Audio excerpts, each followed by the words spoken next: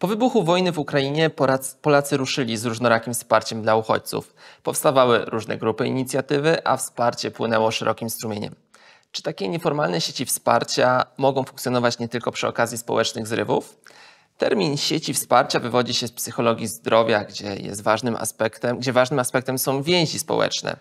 Jakie są więc najlepsze warunki do nawiązywania takich trwałych więzi i czy w metropolii takiej jak Warszawa jest to w ogóle możliwe? Witam Państwa na debacie organizowanej przez Centrum Myśli Jana Pawła II w ramach projektu Miasto Dialogu. Miasto Dialogu to wieloletni projekt badawczy i wdrożeniowy realizowany we współpracy z Fundacją Konrada Adenauera. Podejmujemy w nim refleksję nad wartościami i jakością życia człowieka w mieście. Hasłem przewodnim jest zaproponowana przez Jana Pawła II idea miasto na miarę człowieka, która zakłada podporządkowanie struktur i działań miasta oczekiwaniom jego mieszkańców. Oznacza więc także potrzebę tworzenia takiej przestrzeni, w której każdy będzie czuł się gospodarzem współodpowiedzialnym za miasto, a nie jego anonimową częścią. Ja nazywam się Jakub Kucharczuk, jestem współgospodarzem podcastu międzymiastowo tworzonego przez Klub Jagielloński, a o sieciach wsparcia i warunkach, w których się pojawiają, porozmawiam dzisiaj z dr Magdaleną Markocką, związaną z Wydziałem Społeczno-Ekonomicznym Uniwersytetu Kardynała Stefana Wyszyńskiego. Bardzo mi miło, dzień dobry. Z dr Anitą Brzozowską, z członkinią Ośrodka Badań nad Migracjami Uniwersytetu Warszawskiego. Dzień dobry. Oraz z doktorem Łukaszem Drozdą, związanym z Wydziałem Stosowanych Nauk Społecznych i Resocjalizacji Uniwersytetu Warszawskiego oraz wykładowcą Uniwersytetu SWPS. Dzień dobry.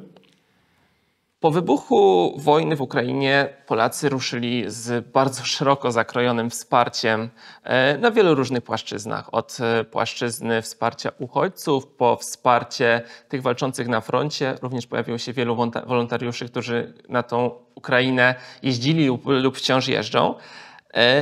Powstawały bardzo różne grupy i inicjatywy i chciałbym tak trochę rozpocząć od takiego zobrazowania tego, co się właśnie wtedy wydarzyło, pytając Was, co sprawiło, że te grupy stały się tak liczne, tak skuteczne? Jakie były główne obszary, w którym te grupy wykrystalizowały takie swoje idee wsparcia, to gdzie powinni działać, na jakich obszarach powinni działać, no i jakie były filary, na których te grupy się opierały? Jeżeli chodzi o obszary, to wydaje mi się, że tutaj możemy też podejść do tego trochę chronologicznie i przede wszystkim zacząć tę opowieść od zauważenia tego, że ten pierwszy etap charakteryzowała bardzo duża spontaniczność i przede wszystkim reagowanie na te najbardziej widoczne, największe, bieżące potrzeby. Czyli jeżeli widzieliśmy poruszające obrazy setek osób, które uciekały przed bezpośrednim zagrożeniem życia, no to reakcje te pierwsze były skoncentrowane na tym, żeby udzielić takiej natychmiastowej, niezbędnej pomocy w tych miejscach, w których te osoby trafiały. Natomiast później możemy już wyróżniać konkretne obszary, jakąś specjalizację, jeżeli chodzi o obszary pomocy, czy to skupienie się na centrach adaptacyjnych, czy to wsparcie sił ukraińskich i różnego rodzaju konwoje humanitarne, czy też jakieś inne akcje, które odpowiadały na potrzeby pojawiające się na kolejnych etapach funkcjonowania tych osób tutaj. Czyli później w grę też wchodziły kwestie chociażby związane z życiem artystycznym, kulturalnym, ale trzeba było zacząć od tych najbardziej podstawowych takich potrzeb w zasadzie ad hoc, tak? A dopiero później można było mówić o zaspokojeniu kolejnych. Bardzo dziękuję. Łukaszu, co sprawiło, że te grupy były tak skuteczne? Bo chyba to niewątpliwie po czasie jest takim chyba największym znacznikiem tego, co się wtedy wydarzyło. Bo to nie były pierwsze zrywy w wydaniu polskiego społeczeństwa, nawet patrząc na te ostatnie kilkadziesiąt lat, tak? Można powiedzieć tą współczesną historię. Ale wydaje się, że to właśnie przy okazji wojny w Ukrainie i tego, co się w jej efekcie wydarzyło, te zrywy stały się tak znaczące i też chyba tak potem przerodziły się w jakieś konkretne już grupy. Ja nie jestem badaczem migracji, więc ta sfera, która mnie najbardziej interesuje, to jest polityka miejska i szczególnie chyba sprawy związane z mieszkalnictwem. I myślę, że kiedy zastanowimy się nad tym, dlaczego to było tak efektywne, to chyba należałoby powiedzieć, że też z tego mojego poletka patrząc, że chodziło przede wszystkim o masowość tego procesu. No, ja kojarzę tę liczbę deklarowaną przez samych respondentów, mówiącą o tym, że nawet 7% osób deklarowało goszczenie pod własnym dachem osób uciekających przed wojną. Więc to jest dość niesamowita sytuacja, bo kiedy przeliczymy to na statystyki mówiące o tym, ile występuje mieszkań w zasobie największych polskich miast, w Warszawie, z której ja pochodzę, w której rozmawiamy, to zasób mieszkaniowy to jest około 1 100 000 jednostek. Część z tego to są oczywiście pustostany, ale nie przytłaczająca liczba, więc jeżeli przeliczymy to sobie na te 7% osób pomagających, nawet jeżeli ta liczba jest trochę mniejsza, to skala tej pomocy jest dość niesamowita. Ja myślę, że tego się nie da porównać z innymi zrywami, no bo też taka masowość tego doświadczenia, jego bliskość jest zupełnie inna niż w przypadku innych konfliktów. No, zresztą wojna w Ukrainie się nie zaczęła w 2022 roku, tylko w roku 2014, ale jej doświadczanie nawet z perspektywy ukraińskiej było zupełnie inne. Ja sam w momencie, kiedy w 2021 roku jesienią, dosłownie parę miesięcy przed wybuchem wojny, byłem w takich miastach jak Dniepr czy Charków, to ze zdziwieniem jednak odnotowywałem to, jak słaba jest odczuwalność konfliktu wówczas tamże, w momencie, kiedy byliśmy jakieś, nie wiem, 150-200 kilometrów od linii frontu, która wówczas też, nawet jeżeli była trochę mniej aktywna, to już działała. Myślę, że powszechność tego zaangażowania, fakt, że w tej czy innej formie zdecydowana większość ludzi jakoś się w te kwestie włączyła, ale nawet jeżeli te formy były nie zawsze tak samo zaangażowane, to i tak ten poziom najbardziej zaangażowany i tak był bardzo masowy, więc chyba na to bym położył nacisk. Dziękuję. Doktor Magdalena Markocka. I tak trochę rozwijając jeszcze to pytanie takie wstępne, trochę obrazujące, o czym będziemy dzisiaj rozmawiać. Czy można wskazać takie główne filary, które te grupy społeczne, inicjatywy i te sieci wsparcia, o których też będziemy rozmawiać, się opierały? Czy to było tak szerokie, że trudno to jakby ujmować w ramy? Jeśli chodzi o takie filary, ja bym to tak może troszeczkę inaczej nazwała, może takie źródła, prawda, tego naszego zrywu, który tutaj, zgodzę się z kolegą, był faktycznie taki unikatowy, prawda, niespotykany. Ja bym tutaj jakby z perspektywy też mojej dyscypliny, tego czym się zajmuję, zwróciła uwagę na też takie jakby poczucie pewnej takiej solidarności społecznej. Na ten fakt, że my jesteśmy tutaj blisko, zaraz po sąsiedzku. I ten konflikt wojenny, wojna jako takie wydarzenie ma ten taki wymiar traumatyczny też dla jednostki, dla jakby całej zbiorowości, w tym wypadku narodu ukraińskiego. I to jest taki element związany z taką utratą, powiedziałabym, też poczucia bezpieczeństwa. Prawda? Taką nagłą też. Pomimo tego, że ten konflikt się tam tlił i w jakiś sposób to już w niektórych regionach było zauważalne, to jednak mimo wszystko to było takie wydarzenie, które jakby odciska bardzo silne piętno i wydaje mi się, że też jakby to też udziela się tutaj nam po sąsiedzku, tak? Że to pewna taka utrata, tak, poczucia bezpieczeństwa, stabilizacji, że taki konflikt może się zdarzyć dzisiaj we współczesnym świecie i tak blisko nas, wywołało pewne takie poczucie takiej właśnie spontanicznej, autentycznej solidarności i tym samym chęci pomocy. Tak jak właśnie koleżanka na początku powiedziała, najpierw tej takiej ad hoc. Więc ja bym tutaj też na to wskazywała. Natomiast jeśli chodzi o tę skuteczność, tak? Tutaj też, jeśli mogę dodać, związaną z tym właśnie, czy te wszystkie inicjatywy, przedsięwzięcia mają szansę być kontynuowane, patrząc na to z perspektywy, to tutaj też myślę, że nie bez znaczenia będzie ten kontekst taki społeczno-polityczny, takiej szerszej perspektywy, tego backgroundu, tła, tego w jakich warunkach, okolicznościach funkcjonujemy, bo no, biorąc pod uwagę, jak duże jakby poparcie dla pomocy, prawda, w naszym społeczeństwie miało miejsce na samym początku tego konfliktu, w tych pierwszych miesiącach. Dzisiaj widzimy, że ta kwestia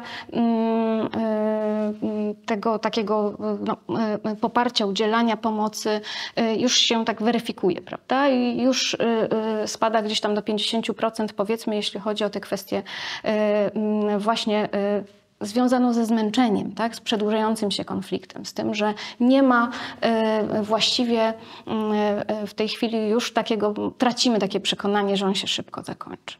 Tak więc ja bym tutaj zwróciła uwagę na te kwestie związane z pewnymi wartościami, pewnym systemem wartości akcjonormatywnym, którym się kierujemy, tą solidarnością społeczną, a w przypadku też niektórych pokoleń, czy to jeszcze moich rodziców na przykład, tak, którzy czy znają z opowieści, czy pamiętają jeszcze niektórzy pewne wydarzenia też związane z kwestią też jakby naszych doświadczeń, tak, jako społeczeństwo.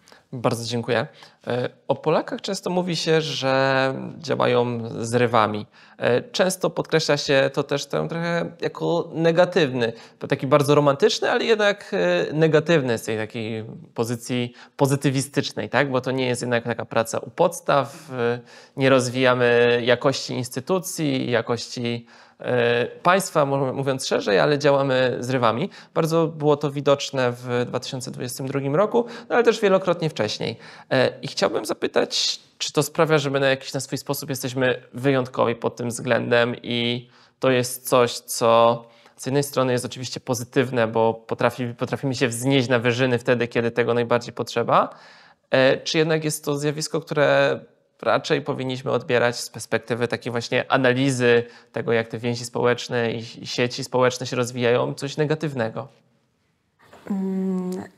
Wydaje mi się, że nie jesteśmy wyjątkowym krajem, jeżeli chodzi akurat o ten aspekt, bo też na innych szerokościach geograficznych też możemy mnożyć przykłady społeczeństw, w których instytucje znajdują się na różnym poziomie rozwoju i wydaje mi się, że tutaj warto skupić się na tym, jak można jeszcze uratować ten potencjał, który był, jak można go rozwinąć i czego możemy się nauczyć z tych doświadczeń, które zostały zebrane przez rozmaite grupy, rozmaite jednostki i też pomyśleć nad pewnymi rozwiązaniami systemowymi, jak właśnie nie utracić tego potencjału i jak wykorzystać doświadczenia osób, które funkcjonowały w bardzo specyficznej sytuacji, które być może też funkcjonowały w takich trybach zarządzania kryzysowego, które uczą się współpracy, które uczą się, też co jest bardzo ważne, współpracy z osobami o różnych poglądach, wywodzących się z bardzo różnych środowisk, bo to, co było charakterystyczne w tym zrywie, bo tak możemy chyba o tym mówić, w tym takim festiwalu Solidarności, czy też karnawale Solidarności, że w te działania angażowały się osoby z bardzo różnych środowisk i łączyła je chęć pomocy. Wydaje mi się, i tutaj nawiązuję do wypowiedzi koleżanki, też poczucie zagrożenia i to odróżnia nas, odróżnia trochę ten zryw od tego, co się dzieje na innym krańcu naszej granicy. To, że ta pomoc nie była penalizowana, i to też jest bardzo ważny aspekt, który pomaga budować solidarność i utwierdza w tym, że to, co robimy, jest dobre. Natomiast wracając do mojego poprzedniego wątku, tego faktu, że osoby o różnych poglądach działały w imię jednej sprawy, wydaje mi się, że to jest najcenniejsza rzecz, którą nad którą powinniśmy się pochylić i zastanowić, w jaki sposób możemy coś z tego wyciągnąć dalej i w jaki sposób możemy kontynuować pracę osób, które potrafią porozumiewać się z szacunkiem i skupić się na wartościach, które je łączą, a nie które dzielą. Bardzo dziękuję. Do tego wątku właśnie, jak to przekuć na coś twardszego, na pewno jeszcze wrócę. Łukaszu, chciałbym się trochę jeszcze skupić na tych zrywach i ten wątek trochę rozszerzyć. Czy twoim zdaniem jest coś... Czy to jest zjawisko jednoznacznie pozytywne, czy jednak w tym, nawet nie chodzi mi teraz stricte o to, co się działo w 2022 roku, ale ogólnie w takim zjawisku właśnie zrywów Polaków, czy też właśnie innych narodów, jest coś negatywnego? Czy jesteśmy wskazać takie czynniki, które jednak działają w jakiś sposób destrukcyjnie na pewne jakby funkcjonowanie społeczeństwa? Nie no, znaczy, trudno łączyć wszystkie mobilizacje społeczne w jedną całość. Tak? Bardziej chodzi mi o tą taką właśnie ad hoc, tak można powiedzieć, działanie ad hoc, tak? Że... Nie no, to się ewidentnie sprawdziło w takiej kryzysowej sytuacji i zostało to udanie przetestowane w sytuacji, kiedy mieliśmy do czynienia z tak masowym napływem ludzi. Zresztą w ogóle nawet nie jestem pewien, czy mogę używać takich określeń jak napływ, bo duża była przecież dyskusja na temat tego, żeby nie używać takich określeń jak fala ludzi, bo ludzie są ludźmi, tak, a nie, więc przepraszam za ten język, że jakoś tak odruchowo się włącza. Natomiast no, trudno sobie wyobrazić w inny sposób zorganizowanie takiej systemowej pomocy.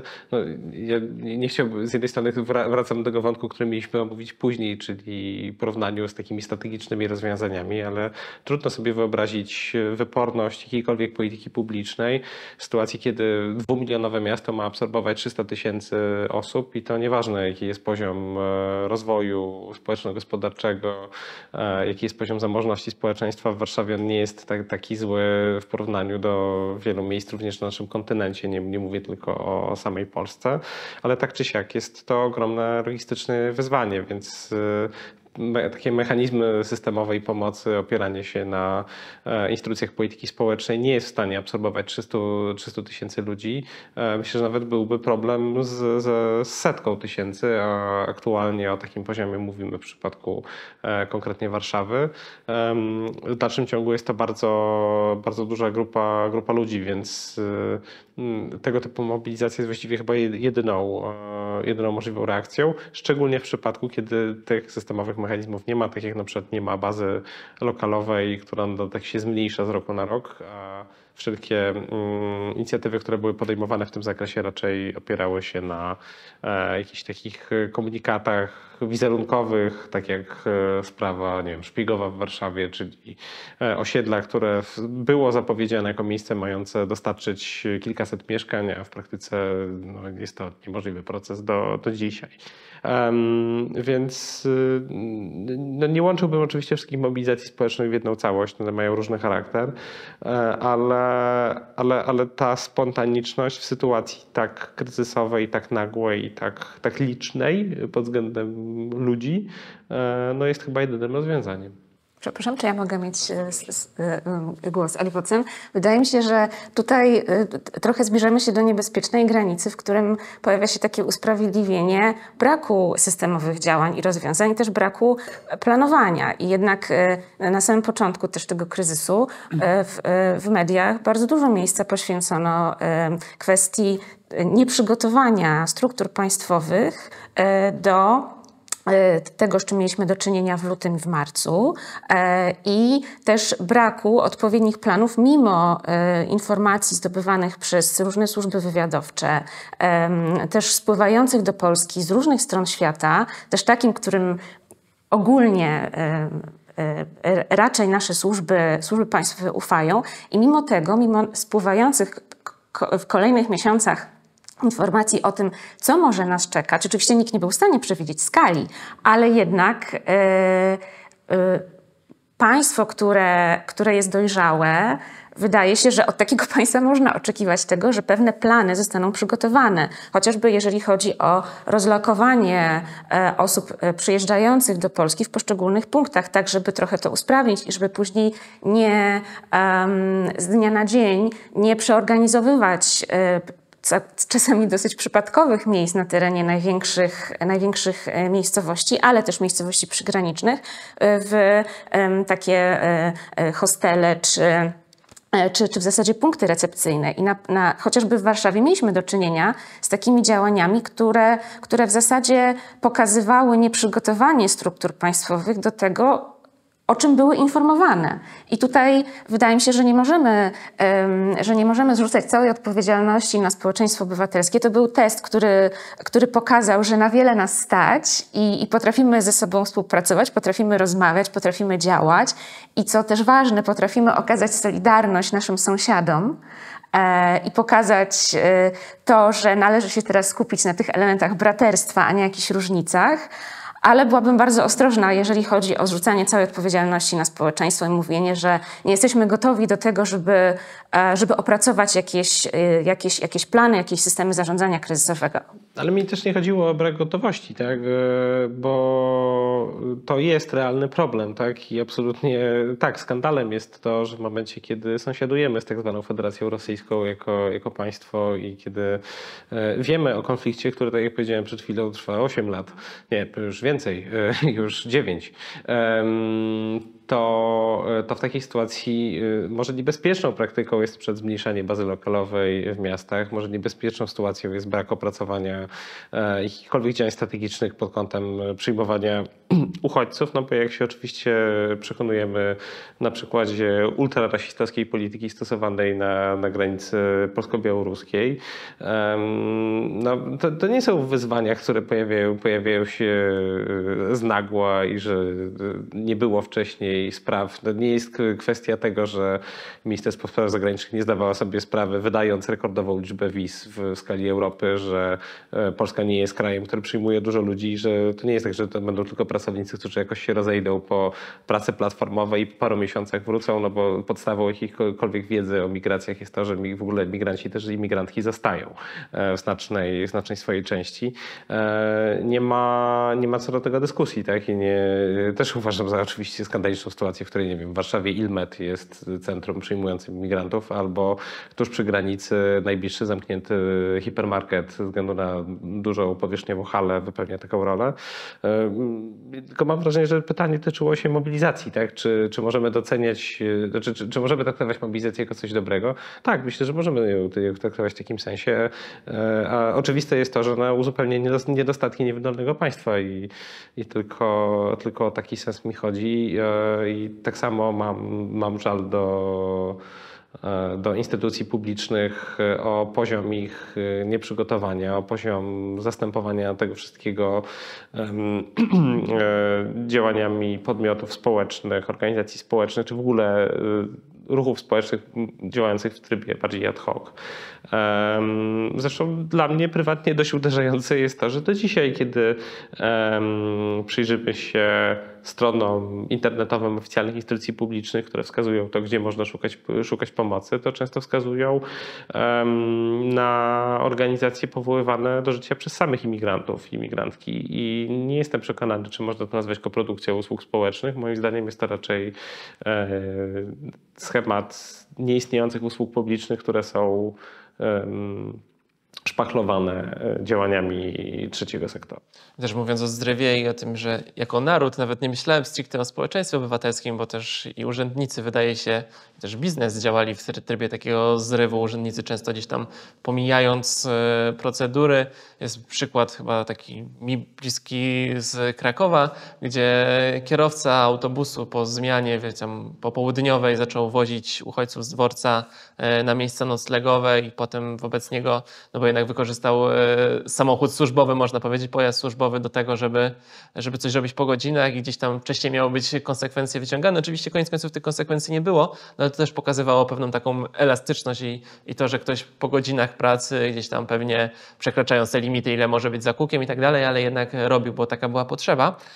Ale oddaję głos oczywiście Doktor Magdalenie Markowskiej. W tym samym wątku. Tutaj myślę, że to, co chciałabym dodać tutaj do wypowiedzi kolegi, koleżanki, to, że też należy zwrócić uwagę, myślę, na ten takie dwa obszary, jeśli chodzi o tą organizację działań pomocowych. Z jednej strony to jest ten obszar działań organizacji formalnych, tak? A drugi no właśnie sieci nieformalnych. Prawda? I też tego, co wydaje mi się jest osobnym wątkiem, co się zadziało z udziałem mediów społecznościowych. Prawda? Jak ludzie się właśnie organizowali, bo to no właśnie, to się stało taką przestrzenią, gdzie nie tylko mogliśmy wyrazić swoją solidarność, prawda? Jakiś rodzaj współczucia, tylko to było miejsce, te wszystkie różne grupy, tak, społeczności zakładane, gdzie i informowano, tak, o potrzebach, o tym, jakie jest zapotrzebowanie, gdzie jest potrzebny transport, prawda, komu jest potrzebne schronienie. A więc to był taki też ważny element, uważam, tej komunikacji społecznej tutaj już na taką szeroką skalę, gdzie te media wykorzystano do tego, żeby się szybko i skutecznie właśnie komunikować, informować.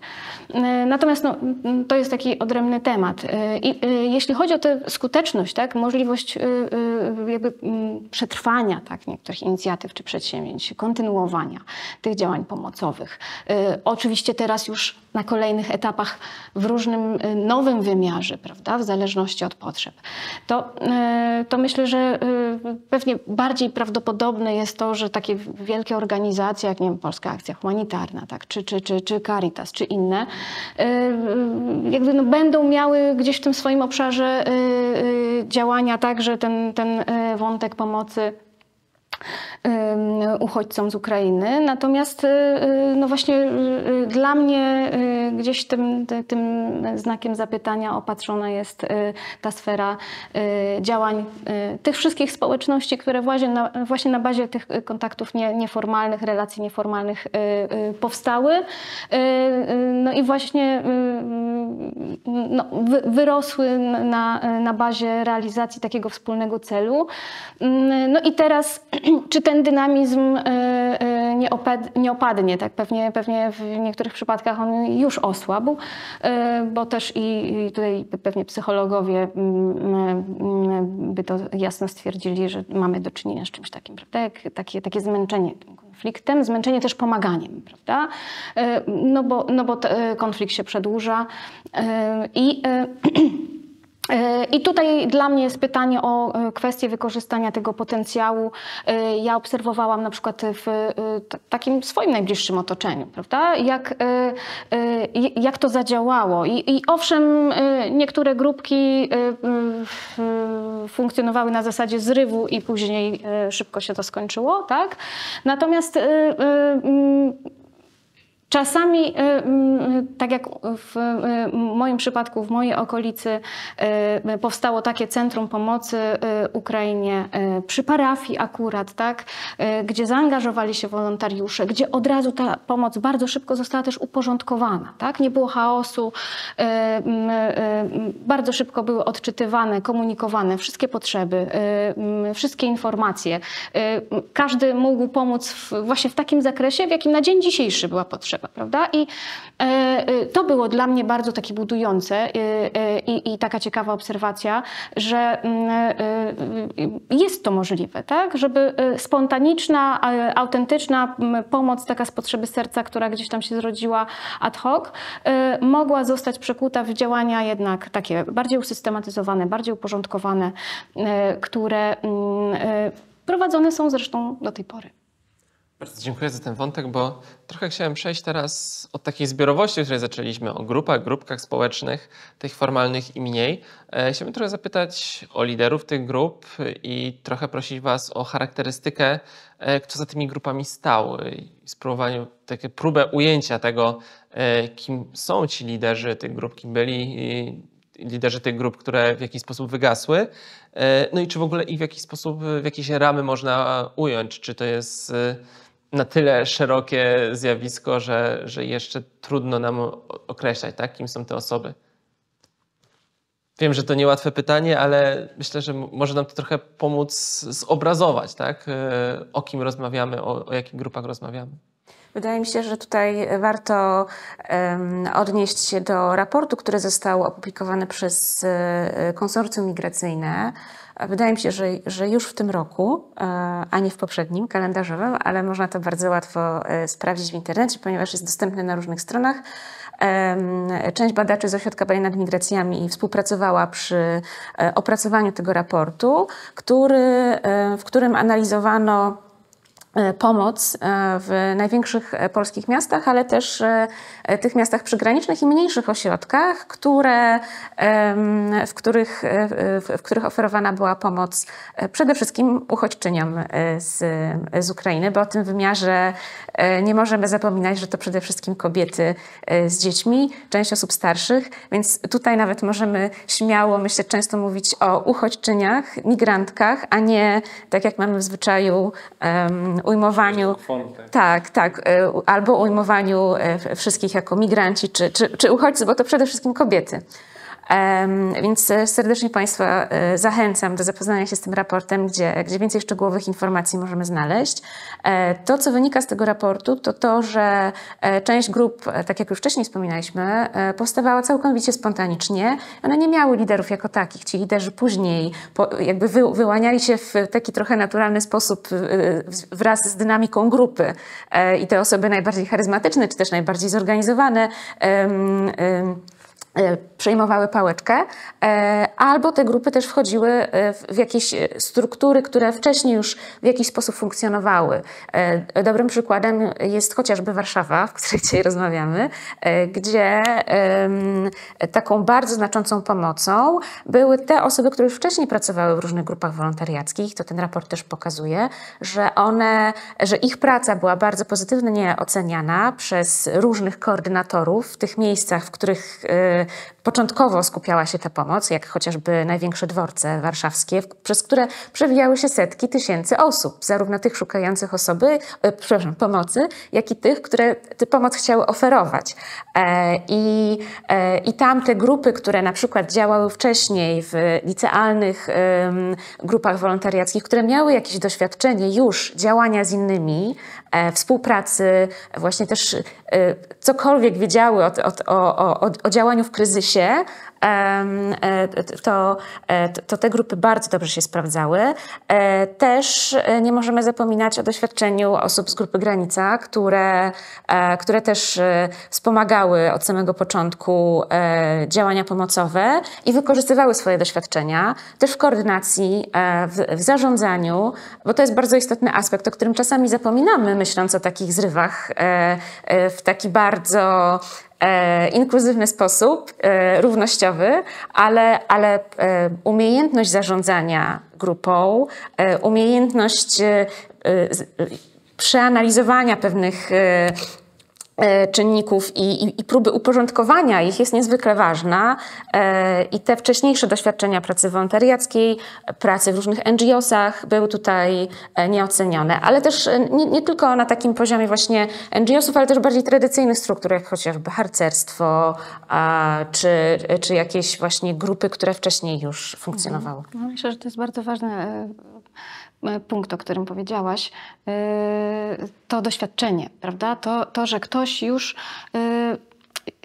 jakby miał możliwość prowadzenia jakichś działań o charakterze wolontariackim, charytatywnym, pomocowym wcześniej, systematycznie, prawda? To też wydaje mi się jest takim czynnikiem, który może wpływać na to, czy poszczególne inicjatywy, organizacje, nawet grupy przetrwają, tak? I będą tę działalność kontynuowały, tak? Bo już właśnie mają tę wiedzę i doświadczenie i pewien taki nawet nawyk, prawda? Że systematycznie właśnie podejmują pewne działania w tym obszarze.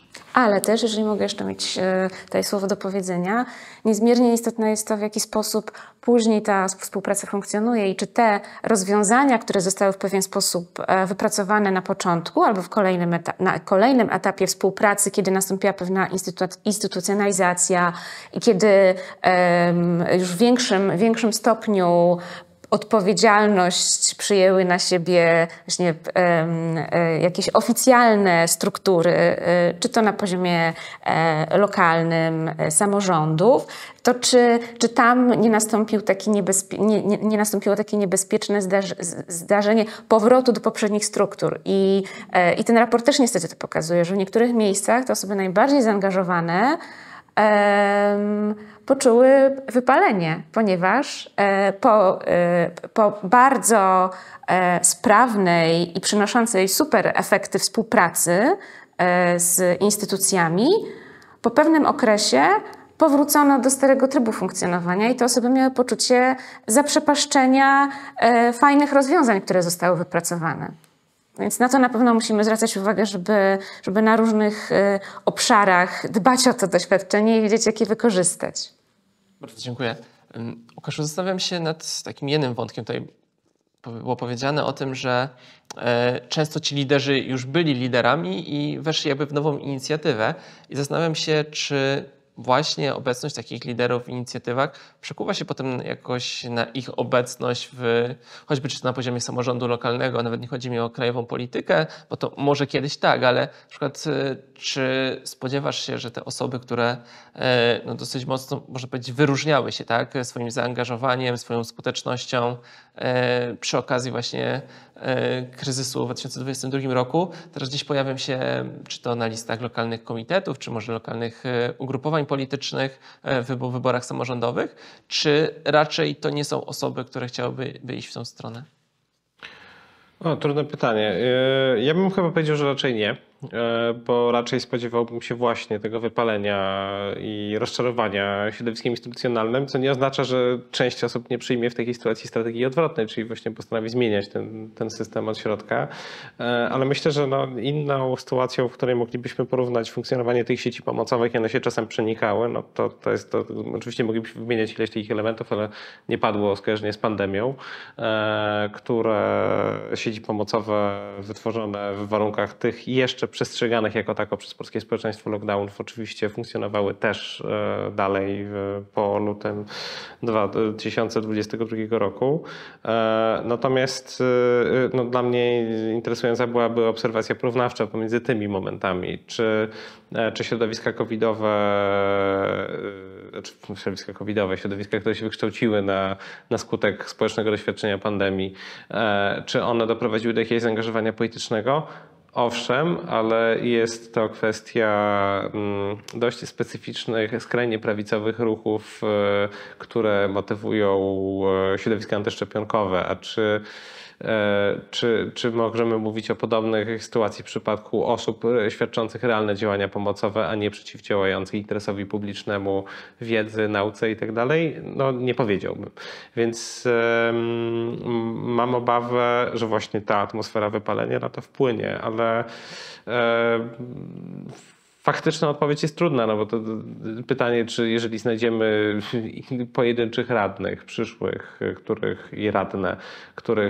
które wybierzemy wiosną przyszłego roku w wyborach samorządowych, to oczywiście wtedy będziemy mogli wskazać na taki mechanizm. Natomiast ja nie kojarzę w tej chwili liderów politycznych albo działaczy politycznych, którzy weszliby w instytucjonalną politykę w ten sposób funkcjonując, co moim zdaniem właśnie wynika w znacznym stopniu z tego zderzenia się z realiami, które raczej rozczarowują. Ale jest to dalece spekulatywna odpowiedź i myślę, że mogę się nawet w tej kwestii nieco mylić. I tutaj na pewno trzeba byłoby bardzo dokładnie, wręcz z lupą popatrzeć na różne ośrodki lokalne, bo nasza perspektywa stąd jest zupełnie inna, gdzie czasami ci liderzy mogą po prostu nie być aż tak widoczni w tłumie osób, które wykonują równie świetną pracę pomocową, a w mniejszych ośrodkach po prostu mogą być bardziej widoczni, bardziej rozpoznawalni i mogą starać się przekuć ten kapitał na jakiś taki właśnie kapitał w tej sferze politycznej i starać dostać się na jakieś listy wyborcze. Ale to wydaje mi się, że trzeba byłoby popatrzeć właśnie na różne obszary i na takim bardzo lokalnym poziomie. Bardzo dziękuję. Dobry pomysł na projekt badawczy. Tak. Właśnie. Niekoniecznie nawet chciałbym zostać przy tym wątku, a może nawet wrócić do tych naszych sieci wsparcia, od których zaczęliśmy. No i trochę do tej instytucjonalizacji i tego, jak przekuwać i w co przekuwać te nieformalne grupy i czy to w ogóle jest możliwe.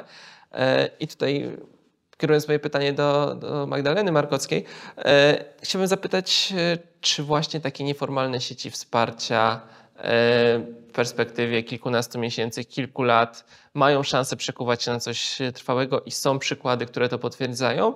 Czy naturalną istotą takich organizacji, takich sieci czy zrywów jest właśnie to, że wygasają, żeby za jakiś czas wrócić w innej postaci przy pomocy innych liderów? I to też jest trudne pytanie.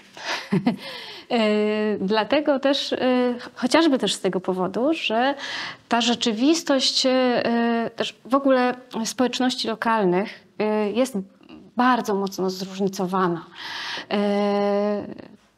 Jak to jedna z pań profesor, które też tutaj w tym obszarze, co i ja, koncentruje swoje zainteresowania badawcze, nawet dość problematyczna jest dla socjologów.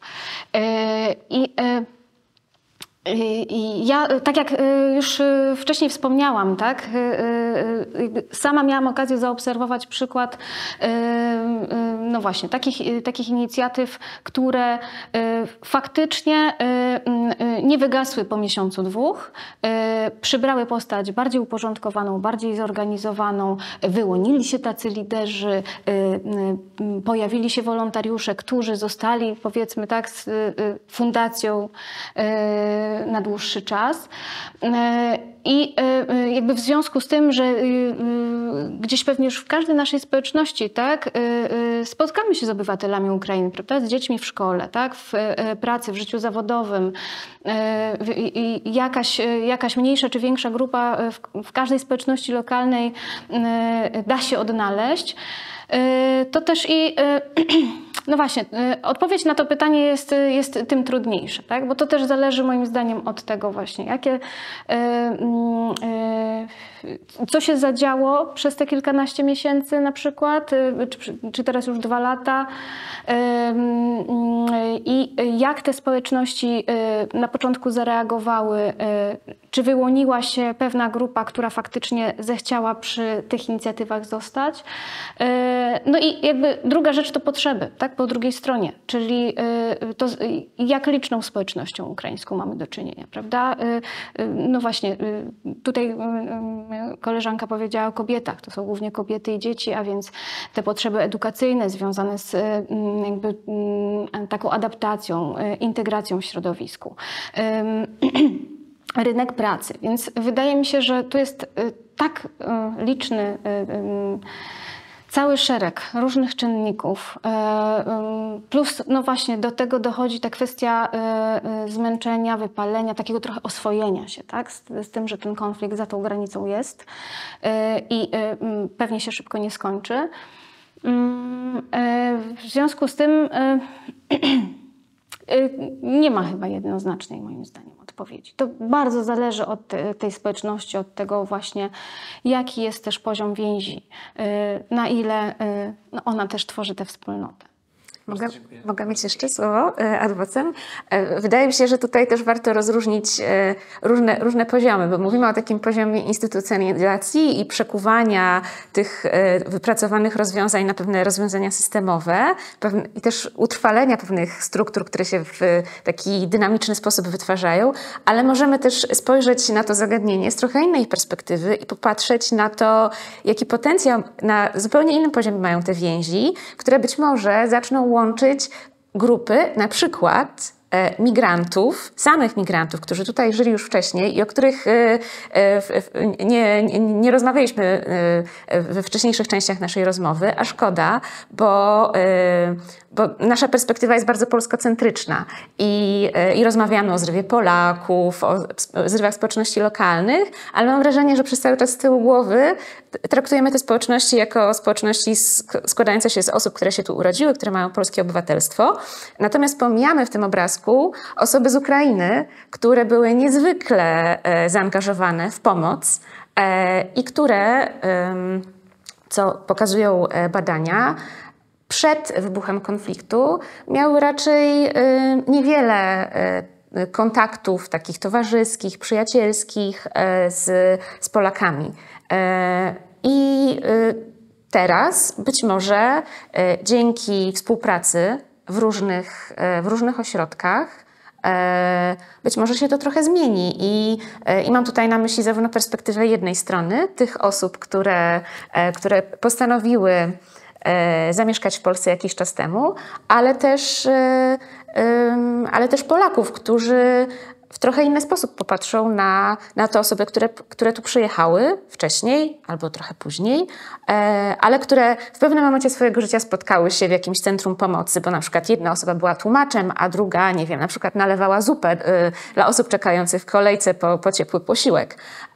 I być może jakieś więzi na takim poziomie czysto towarzyskim przetrwają. Miejmy nadzieję, że tak i że kolejne badania pokażą nam, że jednak tych kontaktów jest trochę więcej, bo też w związku z tym, jak wygląda nasze życie, że mamy coraz mniej czasu, że tak strasznie pędzimy, żyjemy w swoich bańkach, coraz mniej czasu mamy na nawiązywanie nowych więzi, też takich, które są takie mocne i z których możemy czerpać w różnych sytuacjach. I nie mówię tutaj o takim bardzo pragmatycznym podejściu do więzi, ale takim, które daje coś obu stronom. Myślę, że mi się bardzo podobała taka grafika. Nie wiem, czy mieliście okazję widzieć gdzieś w sieci. Taki dorosły człowiek zwraca się do dziecka, a w twoim przedszkolu to są jacyś obcokrajowcy? A dziecko odpowiada, nie, u nas są tylko dzieci. I to było takie właśnie budujące, tak? Zresztą też ostatnio czytałam też dane z jednego raportu. Nie wiem, na ile są one aktualne, ewentualnie się nie zmieniły, ale związane z tym, z jakimi jakby postawami spotkali się Ukraińcy ze strony Polaków, tak? Jednak tam chyba 80% akurat w tym badaniu stwierdziła, że to były postawy pozytywne, tak? Z pozytywnym stosunkiem, tak? Wobec nich. Więc no to myślę, że jest jakieś takie pole do tego, żeby faktycznie można było mówić o tym, że jest tu możliwość właśnie zawiązania się, jakby zrozumienia też tego dialogu międzykulturowego po prostu, prawda? Wyjścia poza swoją perspektywę, tak? I też zrozumienia tej drugiej strony. I też pozbycia się może w języku na takim poziomie właśnie czysto językowym traktowania, określenia konkretnej narodowości i przypisywania im na przykład pracy w konkretnym sektorze, bo tutaj w polskim języku to było bardzo widoczne. I być może też takim efektem będzie to, że przestaniemy utożsamiać konkretne grupy z konkretnymi zawodami, których my często nie chcemy wykonywać, tylko popatrzymy na tę społeczność jako na społeczność składającą się z osób o bardzo różnych doświadczeniach, z różnymi historiami i po prostu bardzo też zróżnicowaną. Bardzo dziękuję. Mam jeszcze jeden wątek, bo sporo patrzyliśmy może właśnie trochę polskocentrycznie, może ogólnokrajowo, ale ważne też z tej perspektywy debaty jest Warszawa i tego, jak to wygląda właśnie w tej największej metropolii. Myślę, że też pewnie mówiąc o Warszawie niewiele będziemy się mylili, myśląc też o innych tych największych miastach w Polsce, jak Kraków, Wrocław, gdzie zarówno ten napływ, przepraszam za słowo, nie napływ, ale zarówno to zwiększenie liczby uchodźców w zeszłym roku był na podobnym poziomie procentowym, można powiedzieć. Tak? Tutaj mówimy o setkach tysięcy osób, które w tych miastach się pojawiły, jak i pewnie też liczba inicjatyw była na podobnym poziomie. No ale jednak Warszawę wyróżnia na pewno to, że ma zdecydowanie największą siłę medialną. Z mojej perspektywy tak to wygląda, że no te akcje czy charytatywne, czy pomocowe, które mają swoje źródło w Warszawie, albo w Warszawie stacjonarnie, albo oczywiście w internecie, jak teraz wiele z tych akcji, no to jednak można powiedzieć, że mają łatwiej. Łatwiej na pewno mają, żeby nabrać ten odpowiedni efekt ciężkości, tak? Żeby dotrzeć do tych osób, które mogą tą akcję wesprzeć. Ale chciałbym zapytać, jak to wygląda właśnie z perspektywy Warszawy, gdy mówimy o takich akcjach może mniej medialnych. Jak wyglądają takie sieci wsparcia i czy w Warszawie, która ma swoje zalety jako metropolia, jest mnogość tych inicjatyw, mnogość liderów pewnie też się pojawia, no ale z drugiej strony jest też to poczucie anonimowości. Czy w takiej Warszawie jest łatwiej taką grupę wsparcia, sieć wsparcia zawiązać, czy niekoniecznie? I myślę, że możemy teraz zacząć od Łukasza. Czy w Warszawie jest łatwiej... Znaczy, mówimy o tak dużej liczbie osób, mówimy o tak dużej liczbie sytuacji, że nie wiem, chyba można by odpowiedzieć i tak i nie. No, zależy od sytuacji. To może doprecyzuję. No bo jednak, gdy tak tradycyjnie popatrzymy na to, jak jakby rozwój społeczeństwa w Polsce wyglądał, no to od zawsze się mówiło, że przecież na wsi czy w małych miasteczkach ta wspólnotowość jest na dużo wyższym poziomie. Te sieci formalne i nieformalne się łatwiej zawiązują. Też sam kontakt z sąsiadami jest łatwiejszy i na wyższym poziomie, tak? Te powiedzenia o tym, że tam sąsiadka popilnuje dzieci, oczywiście na swój sposób były pewnie wyolbrzymiane, pewnie też teraz się zmieniły, gdy społeczeństwo się zmienia, ale jednak coś w tym było i coś w tym pewnie jest, że tam jednak ten kontakt był może łatwiejszy do nawiązania, może też bliższy, tak? I też w kontekście tego patrzę na to, czy to się przekłada na takie grupy wsparcia. Na pewno to, co poruszyłeś przed chwilą, czyli kwestia tego, że Warszawę w świecie medialnym i politycznym właściwie Polskę możemy traktować jako dodatek do Warszawy i dlatego jest łatwiej w Warszawie organizować pewnego typu działania i działania chociażby, nie wiem, CSR-owe na pewno są czymś, co wyróżniają Warszawę na tle reszty kraju, no bo tu jest większa liczba korporacji, większa liczba kapitału, który jest w stanie zorganizować się jakoś w tych mechanizmach, czy to nie ulega wątpliwości. Natomiast czy jesteśmy różni pod względem sieci samopomocowych? No ja myślę, że też jednak podstawą współczesnych miast nie jest tylko anonimowość, ale też różnorodność, chociażby istnienie dużej diaspory na miejscu już wcześniej, która posiadała swoje organizacje, które też musiały się inaczej przekwalifikować, więc jeżeli się nie skupiamy tylko na Polakach, bo rzeczywiście taki nadmiernie polonocentryczny punkt widzenia nie jest chyba wskazany, szczególnie w takiej sytuacji,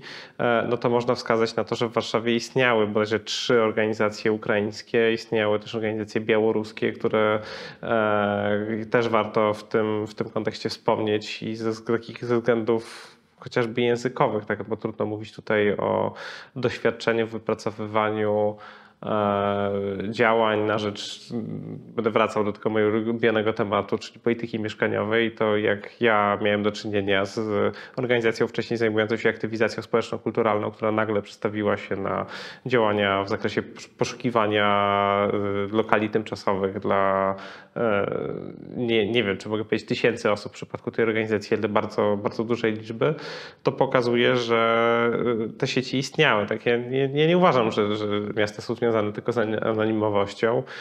Można narzekać na to, jak miasta są skonstruowane, jak wyglądają przestrzennie, że współczesna architektura zniechęca ludzi do tego typu działań, że miasta są posegregowane i nierówne, ale nie nazwałbym ich próżnią i to jest też doświadczenie właśnie przenikania się inicjatyw różnego rodzaju. To jest dokładnie ta sama rzecz, która się zresztą działa w Ukrainie, gdzie doświadczenie Majdanu obudziło radykalnie społeczeństwo obywatelskie. Na przykład aktywizm miejski w znacznym stopniu bazował na tym, co się wydarzyło w ramach walki o demokrację, walki o wolność na takim najbardziej prawniczym poziomie walki o demokratyczny ustrój. Majdan uruchomił sieci, które zajmowały się ochroną zabytków w późniejszym czasie i walką z agresywnymi działaniami deweloperów w tej materii.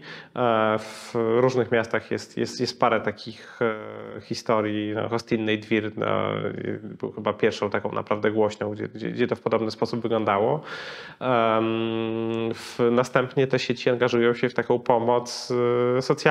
No, to, co ja w tej chwili obserwuję, to fakt, że inicjatywa skupiona na dbałości o czystość przestrzeni publicznej w Kijowie w tej chwili zajmuje się organizowaniem pomocy dla żołnierzy na froncie oraz dostarczaniem też paczek dla osób uchodźczych. I no właściwie w identyczny sposób te działania wyglądają w Warszawie i myślę, że wyglądają tak samo w każdym mieście. Te typy aktywizmu się przenikają przenikają. Aktywizm miejski jest jednym z typów takich działań. Nie jest tak, że miasta są tylko i wyłącznie anonimowe, chociaż oczywiście skala oddziaływania różnych społeczności jest inna. No nie wiem, społeczności parafialne nie są tak wiodącymi i tak dominującymi, jeżeli chodzi o organizacje społeczne w miastach. To bez wątpienia. Mamy tutaj więcej pomocy o charakterze świeckim czysto. Natomiast nie powiedziałbym, że miasto, zwłaszcza tak różnorodne, mające w sobie tak skomplikowaną, złożoną kompozycję społeczną, moglibyśmy kojarzyć tylko i wyłącznie z anonimowością. To na pewno bym tutaj się przeciwstawił takiemu stanowisku. Są też specjalne narzędzia, które mają właśnie pomóc nam przeskoczyć ten problem anonimowości i też pewnego braku wiedzy, gdzie są jakieś konkretne struktury pomocowe, bo chociażby w Warszawie jest strona Ochotnicy Warszawscy, która po prostu dzięki której można zgłosić chęć udziału w jakiejś niesprecyzowanej bliżej inicjatywie.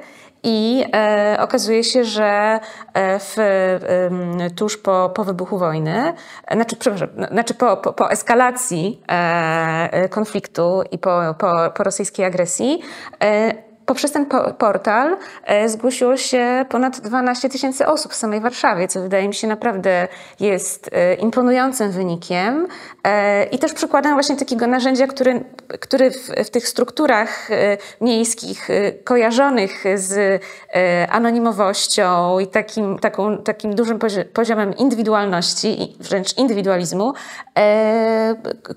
które pomagają nam właśnie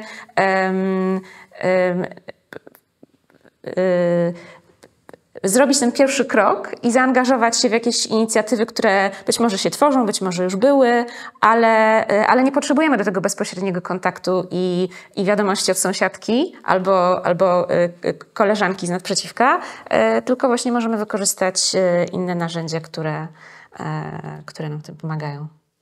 Bardzo dziękuję.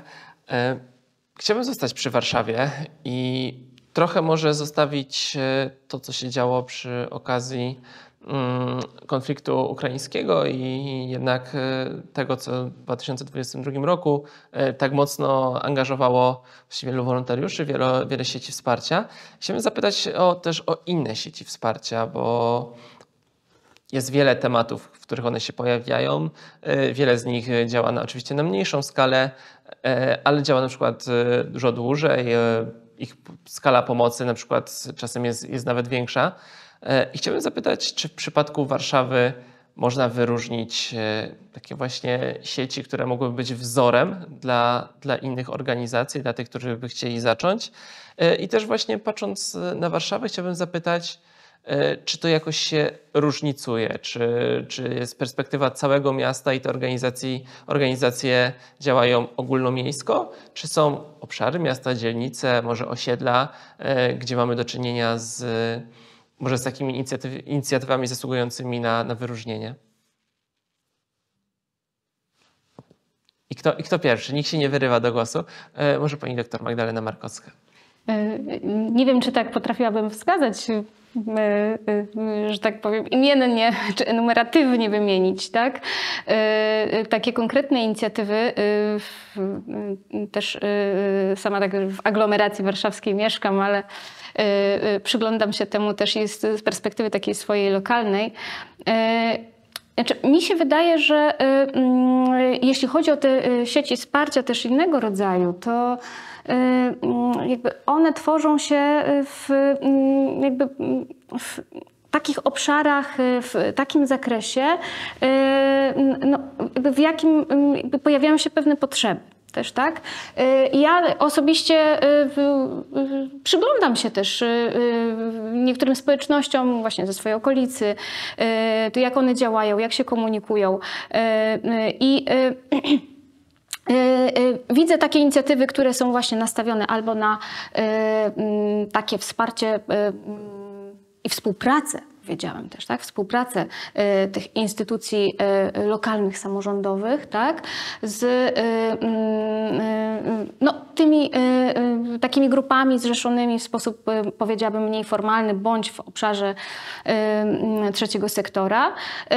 No właśnie, i nastawione na przykład na potrzeby, nie wiem, wsparcie mam, tak, z dziećmi, w takim wymiarze i opiekuńczym, i kulturalnym, w takie sieci wsparcia, gdzie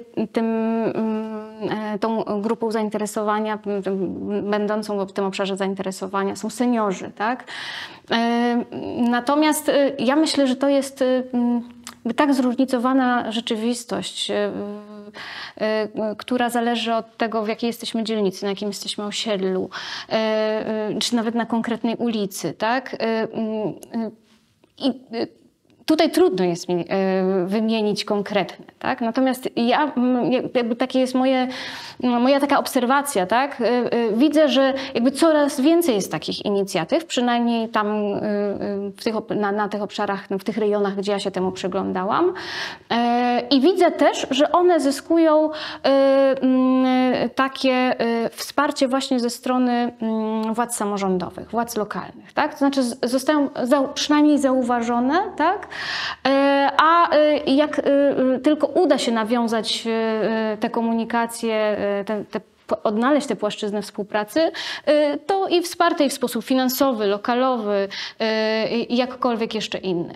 Więc wydaje mi się, że jeśli chodzi o ten wątek, to no tutaj też należy zwrócić uwagę na to też, jak działają te sieci równolegle gdzieś tam w przestrzeni wirtualnej.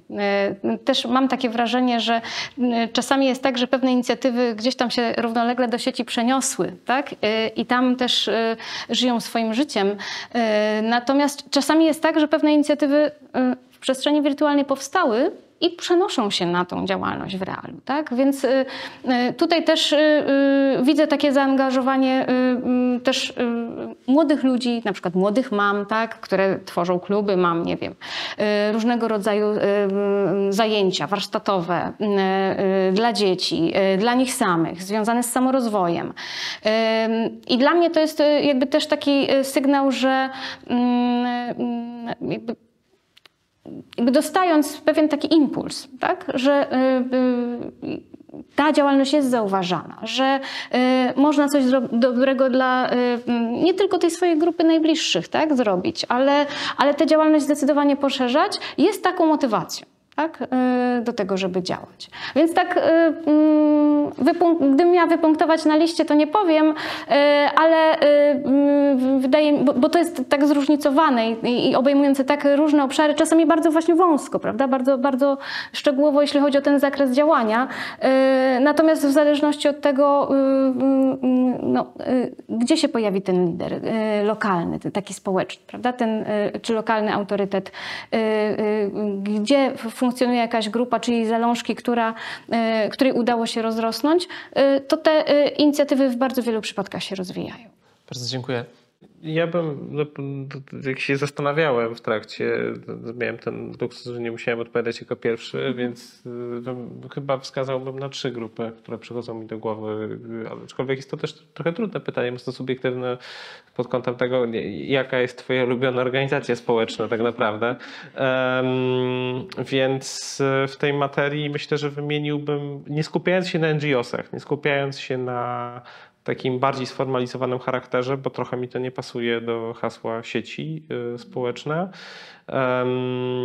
to myślę, że wymieniłbym 3 grupy. Jedna już padła.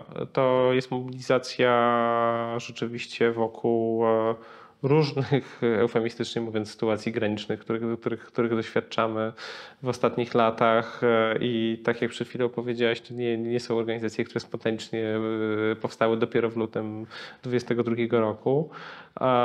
Myślę, że też zwróciłbym uwagę na to, co z mojej działalności badawczej wychodzi, kiedy rozmawiam na temat tego, jakie grupy są wskazywane przez różnych interesariuszy polityk miejskich jako takie szczególnie pozytywnie oddziałujące na miasto, no to wtedy jednoznacznie wskazywany jest zarówno w Warszawie i w Krakowie wątek jednak różnych form aktywizmu miejskiego, szeroko rozumianych ruchów miejskich, których w Warszawie jest dość dużo i myślę, że nie tylko ze względu na ekspozycję medialną są traktowane przez aktywistów z reszty kraju jako organizacje wzorcowe.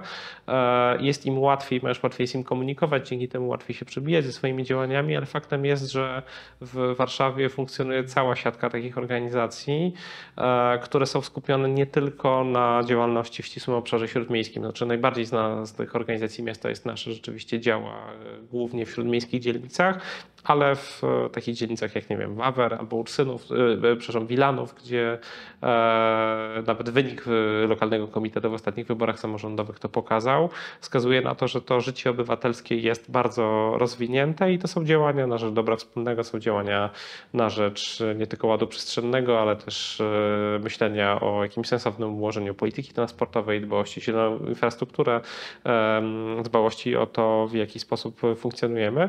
Trzecią grupą, którą bym wskazał względu na jej trwałość, są ruchy lokatorskie, które też w Warszawie są wyjątkowo rozwinięte ze względu na to, że doświadczenie tak zwanej dzikiej reprywatyzacji jest na tyle silne i na tyle długotrwałe w Warszawie, że te sieci, które się tam wykształtowały, no, miały powód do działania, działają dalej.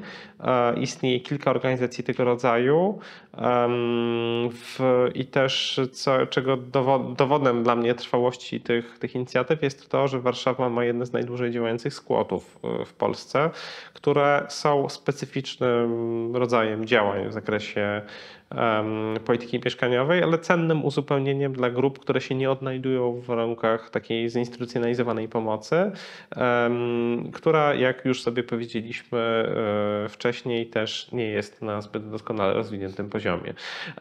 I jakkolwiek najdłużej istniejący skład w Polsce funkcjonuje w Poznaniu, to w Warszawie mamy kilka i też wydaje mi się to dowodzi pewnej trwałości, że to są sieci, które są w stanie pomagać ludziom dotkniętym ryzykiem eksmisji, organizować profesjonalną pomoc prawną, czy nawet organizować zastępcze formy mieszkaniowe. Więc tych inicjatyw jest oczywiście dużo i też zastanawiałem się, czy jest jakaś taka jedna sieć, która rzeczywiście organizuje całość 2-milionowego miasta. Chyba trudno mi wskazać taki przykład, ale myślę, że fakt tego życia obywatelskiego, które nie jest skupione tylko na zarejestrowanych organizacjach trzeciego sektora, dowodzi tego, że takie grupy moglibyśmy wskazać. Myślę, że gdybym się zastanawiał nad tym dłużej, to bym wymyślił kolejne, ale tak, mamy też dobre praktyki w tym zakresie. To jeszcze dopytam, szczególnie właśnie w kontekście tkanki miejskiej,